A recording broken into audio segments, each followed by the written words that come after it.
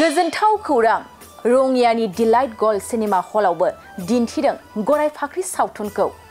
मन्ना films आरो जनि बिस्वनाथनि बानजायनायाव रजनी बसुमतारिया दिहुननाय गराय फाख्रि सावथुनखौ आसामनि दाब दाब जायगायाव दिन्थिनाय बादिनो दिनैबो रङिया रेल गाथोननि सेराव थानाय डिलाइट गोल्ड सिनेमा हलावबो गराय फाख्रि सावथुनखौ दिन्थिफुंदों लोगोसे बर' सावथुन नायनो मोजां मोनगिरि एबा गराय फाख्रि सावथुन नायनो नेना थानाय रायजो राजा नोंथांमोना रङिया डिलाइट गोल्ड सिनेमा हलाव फैनानै नायफैनो हासिगोन थांनाय समफोरनिफ्रायनो गराय फाख्रि सावथुनखौ गुबुन गुबुन ओनसोलाव दिन्थिनाया सोलिगासिनो दं लोगोसे दाब दाब जायगानि नायगिरि रायजो राजा बिथांमोना गराय फाख्रि सावथुनखौ नायनानै गोबां अनसायनाय आरो मोजां मोननायखौ फोरमायदों रङिया ओनसोलनि बर' सावथुन नायनो मोजां मोनगिरि रायजो राजा नोंथांमोना रङिया डिलाइट गोल्ड सिनेमा हलाव फैनानै नायफैनो हासिगोन दिनैनिफ्राय से सप्ताहनि थाखाय गराय फाख्रि सावथुनखौ रङिया डिलाइट गोल्ड सिनेमा हलाव दिन्थिगोन बेनिखायनो गोसो गुदुं नोंथांमोनाबो नायफैनो हासिगोन जों बिराद गोजोननाय मोनदों दाहालागै जेराव जेराव रिलिज जाबाय टंलानि साया सिनेमायाव क'क्राझारनि डिजिटेल गोल्डआव ओमफ्राय गुवाहाटीयाव सिनेपलिसावमोन पिभिआर सिनेमायावमोन दा पिभिआर सिनेमायाव कन्टिनिउ दोङो बे सेकेन्ड उइकआव आथें होबाय नालाय नैथि हप्तायाव आथें होनाय हिसाबै माने श'नि टाइमिंफोरा एसे सोलायदों माने बेनि अनजिमाया बांदों आरो क'क्राझाराव श' मोननैमोन दायो मोनब्रै जाबाय ओमफ्राय दा जोंनि थाखाय गोजोननाय खौराङा बेनोदि रङियावबो बेयाव जों दिनै फैदों डिलाइट सिनेमा रङियावबो रिलिज होबाय दिनैनिफ्राय स' रङियानि खाथि खालायाव थानाय रायजोफोरा नायनो हासिगोन 4 बाजियाव बे रङियानि डिलाइट सिनेमायाव श'आ जों नुनो मोनदों नोंथांनि नैबे गराय फाख्रि सावथुनाव हौवा सुबुं माहारिखौ बेहाय महर नुनो मोनाखै रावल' खोनानो मोनदों मानि थाखाय बे ओरैनो माबा बे सोरजिलु मोनसे डिसिसन जोङो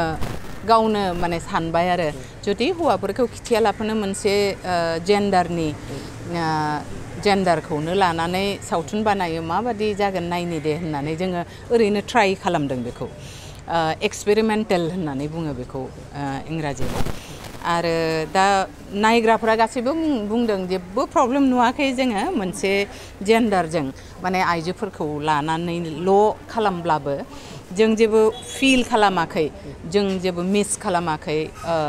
हौवा माहारिखौ बे फिल्माव मानोना बिथांमोनखौ सोब सिनावनो बबेबा नङा बबेबा माबाजों महरजों नुयो जों माथोजों जा भइस ओमफ्राय फट'फोरखौ जों बाहायदों बेनिखाय इमेल फैयो हौवाफोरनि मेसेज फैयो बेनिखाय जेबो मिस खालामनाय जायाखै माने नायग्राफ्रा मिस खालामाखै मोजां जादों होनना बुंदों हौवा माहारि गैयाब्लाबो हिन्जाव माहारिया गाव हारसिङै सोलिनो हानाय बिदिन्थि बायदि सानना लाजायो नामा औ माने बेखौ नायनो नेबाय थानो नाङा जाय हायो बेनो माने मावनांगौ गाव खामानिखौ आरो आवगायलांनांगौ बेखौबो खिथिनाय जादों आरो बिनि अनगायैबो हौवा आरो हिन्जावफोरनि गेजेराव जिथु एसेबाबो माने समानथि गैया बेखौ जों खिथिनो नागिरदों आरो जों बेखौनो बुंनो नागिरो जे जों हौवा बेरेखा एकदम नङा नंखाय बेयो जोङो बेखौनो बुंनो नागिरदों जे समाज मोनसे जोंनि समाजा आवगायलांनोबा हौवा हिन्जाव समानहै माने आवगायलांनांगोन होमबासो माहारियाबो हारियाबो आवगायलांगोन माने खामानि हाबा हुखाफोरखौ हौवा माहारिखौ लामा नायालासिनो मावनानै दिन्थिनो हायो नंगौ दायो रङियानि रायजो राजाफोरखौ मा खावलायदों रङियानि रायजो राजाफोरनियाव आं निमाहा बियो जों सेथि हप्तायाव रिलिज खालामनो हायासै बे गोजोननाय मोनदों सेथि सप्तायाव लाबोनो हायाबाबो नैबे नैथि हप्तायाव जों डिलाइट सिनेमा हलाव रङियाव लाबोनो हाबाय बिथांमोना रङियानि खाथि खालायाव थानाय गासै बर' सावथुन मोजां मोनग्रा रायजोफोरा फैनानै नायफैब्ला जों जोबोद गोजोननाय मोनगोन जोबोद मोजां बाथ्रा आरो आं गोजोननाय मोनदों बे गराय फाख्रि सावथुनजों माने थाफानो मोननायखाय खामानि मावनो मोननायखाय गोजोनथाव बाथ्राया बेनो जे जेराव होदोंमोन बे फिल्मखौ जाय हलफ्रावहाय बेनिफ्राय दासिम सेकेन्ड उइक सोलिगासिनो दङ नैथि सप्ता सोरबा सानसेयाव मोननै शो होदों माबेयावबा मोनब्रैहालागै थांदों बेवहाय गोग्गानो गोनां मानसिफ्रा बेखौ अनसायदों बजबनानै लादों बेवहाय जों जोबोद गोजोननाय मोनदों आरो आसा खालामो बेबादिनो उन समफ्रावबो अनसायलांगोन होननानै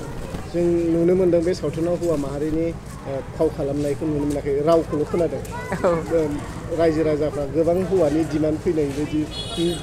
रायखांबाय थादों मा बुंनो सानो बेसो ना बेयावहाय हौवा मानसिखौ कास्ट खालामाखै खिन्थु एज ए केरेक्टार बेयाव जेब्ला नायगोन बेवहाय हौवा मानसि गैयै बादि मोना बेवहाय थानाय बादिखौनो मोनो भइस खोनानो मोनो बहाबा रुमनिफ्राय बहाबा अभार फन बिदिहाय बेवहाय आं सानो माने बेबादि डिमान्डनि बाथ्रा नङा जायफ्रा नायाखै मिन्थियाखै बिसोर हयथ' सानदों जे हौवा मानसि गैयालासिनो बोरै बानायदों जे बियो जों मिन्थिनायाव सारा भारत हादरावनो सेथि फिल्म जेरावहाय खालि आइजोखौ लानानै बानायनाय खिन्थु बेबादि होननानै बे फिल्मा हौवा बेरेखाबो नङा समाज बेरेखाबो नङा बेखौ माबादि माने माबादिहाय केरेक्टारफोरखौ साजायनानै गासै स्ट'रि एबा सल'खौ हौवा मानसि दिन्थियालासिनो खालामनो हादों बिसोर गिदिर खोथा बुहुमाव दङ मोननैसो बेबादि फिल्म खिन्थु भारत हादरावनो बेबादि फिल्म गैया ना नेशन्स फार्स्ट माने फिमेल कास्ट फिल्म होननानैहाय दिनै रादाब बिलाइफ्राव ओंखारदों बेयो आइजो मानसिफोरनि गावनि सायाव थानाय फोथायनाय खामानि मावनो थानाय इच्छा लुबैनाय बेनिफ्राय खौसेथि ओमफ्राय समाजखौ बारा नेबाय थाया सोनारनानै थाया हौवा मानसिखौ बारा नेबाय थाया बेबायदिहाय गावनि गोहो बोलोजों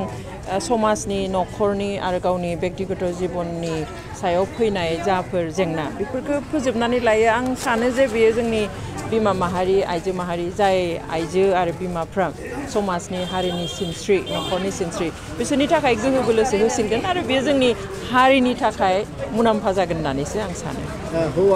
जेनेबा हौवाफोरबायदिनो हालेवनाय बा हौवाफोरनि खामानि मावनाय बिदिन्थि होदों बे फिल्माव थारैनो हौवाफोर गैथ'वाब्लाबो न'खरनि खामानिखौ मावना दोननो हायो होननानै बिदिन्थि होनाय जादों नामा औ बेखौनो होनदों माने नेबाय थाया जेरावहाय बेयाव हिन्जाव मानसि नोंथाङा नुना बुंबाय जेला जे मै होनाय दङ बिथाङा बुंदों जे बिनि फिसायहा फालजों आथिङा बौबाय दा बियो माबानो फोथाराव फैथ'नो हालिया होमब्ला बे समा बारग'लांगोन बेनिखायनो नेबाय थास्लायस्लाय बिसोरनि फसलखौथ' नांगोन फिसायहा फालजों आथिं बौजानायखाय बियो दुब्लियाव थांनानै खामानि मावनो हाला बारियाव मैगं थाइगं फोनायनि सम जाबाय बेयावहाय हिन्जावा हानायखाय बेखौ बियो मावहैदों बेल'सो आरो मोनसे साहसखौ दिन्थिदों फोथायनायखौ दिन्थिदों आरो बे गाज्रि खामानि नङा बेखौ दिन्थिदों बा बेनो समाज बेरेखा नङा बेखौ दिन्थिदों जे जोंहा नांगौ बोथोराव मैगं थाइगं फोनायनि सम जाथारबाय बेयाव फिसाया आथिं फाल बजानानै सिखारनो हायैखाय बिथाङा थांनानै मावहैदों बेनो फिल्मखौ नायनानैथ' जों मोजाङानो मोनदो आरो बेबायदिनो मोजाङै सोलिलांबाय थानो हादो आरो बांसिन मोजां खालामबावनो हादो बिदि होनना आशीर्बाद होबाय बे बोसोराव मोनबेसे फिल्म नायखो आबैया दासो मोनसे नायनो मोनाखै बबेनिफ्राय फैदों आबैया बबेनिफ्राय आं खैराबारिनिसो एथ' गोजाननिफ्राय सिनेमा नायनो फैदों आबैया नङा फिसाजो दोङो रोंनियाव बिनियाव दंफैयो आं फिसाजोनि अननायाव नायफैनो मोनदों मेंखांलायदो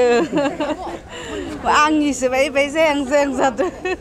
काहानिफोरा बे सावथुनाव हौवाफोर गैथ'वाब्लाबो गाव हारसिं सोलिनो हानाय बिदिन्थिखौ दिन्थिदों नोंथांमोननिजों गोरोबदों नामा बाय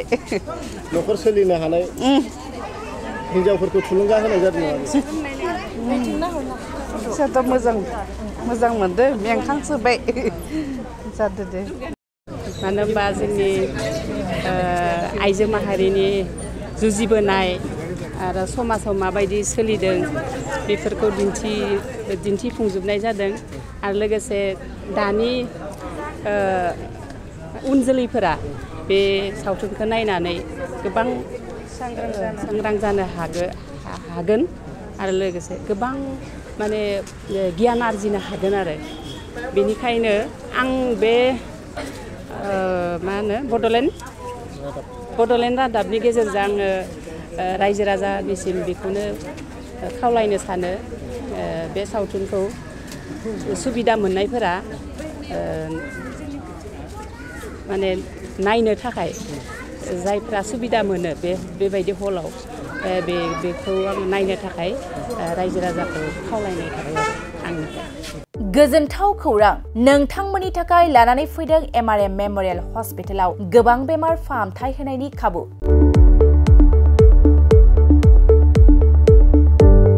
बेमारि सुबुंफोरनि थाखाय गोजोनथाव खौरां MRM मेमोरियेल हस्पिटालाव मोजां रोंगौथि गोनां डक्टरफोरजों बेमारि सुबुंफ्रा मोजां फाहामथाय लानो हानाय सुबिदाखौ लानानै फैबाय MRM मेमोरियेल हस्पिटाला